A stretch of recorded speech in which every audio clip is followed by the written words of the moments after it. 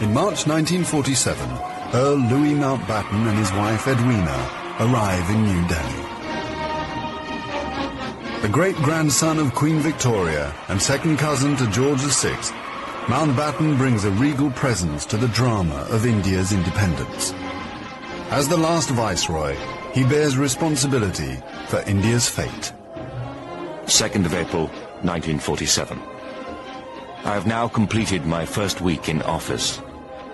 I should like to be able to paint an encouraging picture of my first impressions, but feel it would be misleading if I did so. The scene here is one of unrelieved gloom. At this early stage, I can see little common ground on which to build any agreed solution for the future of India.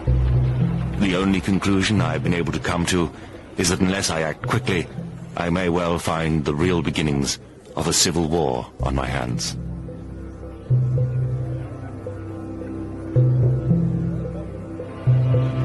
By May, attempts to create a unified India have failed.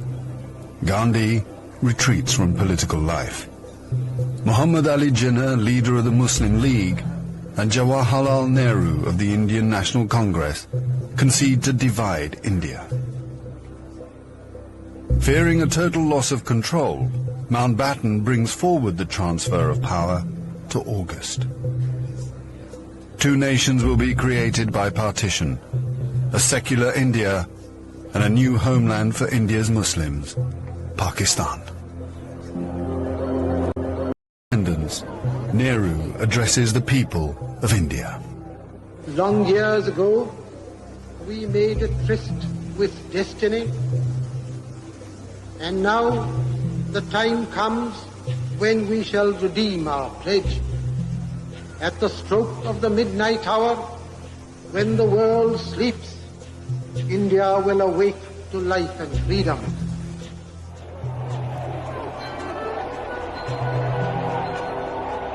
The 15th of August, 1947, the British Empire in India has come to an end. The last viceroy, Louis Mountbatten.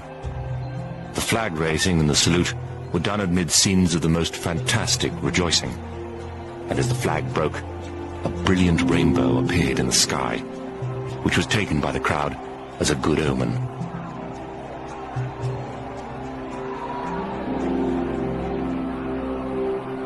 Qasim Muhammad. On the 15th of August came freedom. The freedom to burn, loot and murder. While Delhi and Karachi were celebrating, central Punjab was burning.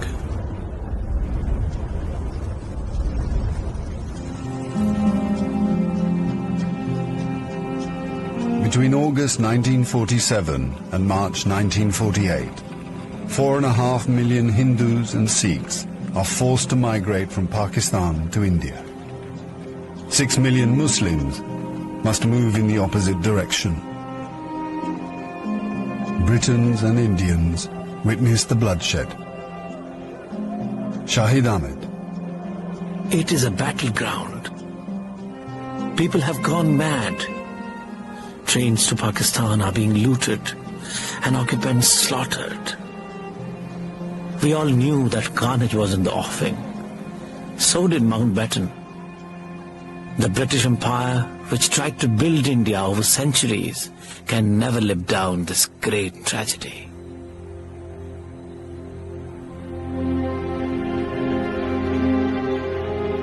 Lieutenant Colonel Hubert Boyd Hudson. The sight from the air was awe-inspiring.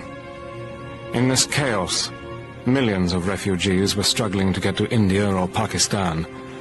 Thousands of others were doing their best to prevent them, murdering them by the hundred. But death is nothing. There are things more terrible than death.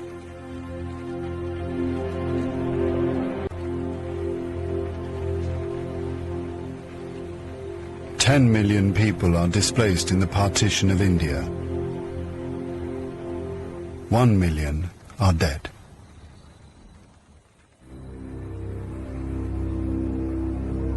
By the summer of 1948, most of the British have left. Hubert Boyd Hudson has been in India for 15 years. India is full of ghosts. Houses I have lived in, now inhabited by Indians, remind me of the days which will never come again. When the Viceroy drove past with a cavalry escort in red coats, I have seen the greatness of the British in India, but now it is all ended, and we are the last to leave, the few who are trying to tidy up the mess which the sudden splitting of an old empire has caused. Britain has lost its greatest imperial possession. Mahatma Gandhi once said that if India became free, the rest of the empire would follow. In the next 10 years, the fire of India's independence will spread around the globe, from the Middle East to Africa.